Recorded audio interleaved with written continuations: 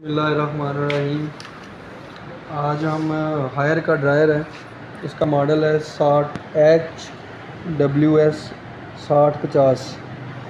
اس کا ویٹ جو ہے 6 kg ہے۔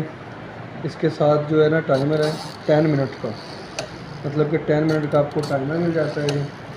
اس کے بعد جو آ جاتا ہے اس کا ویٹ 6 kg ہے۔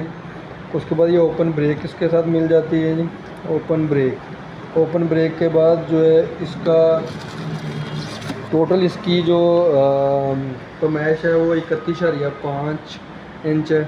اس کے بعد یہ ڈرم آ جاتا ہے اس کا، یہ بیسیکلی اس کا جو ہے یہ فرنٹ جو ہے یہ 16 انچ ہے، چوڑائی جو اس کی ہے 14 انچ ہے۔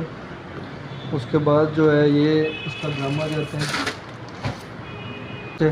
اس کے بعد اس کے ساتھ یہ پائپ آ جاتا ہے، ٹھیک ہے جی، واٹر کے لیے۔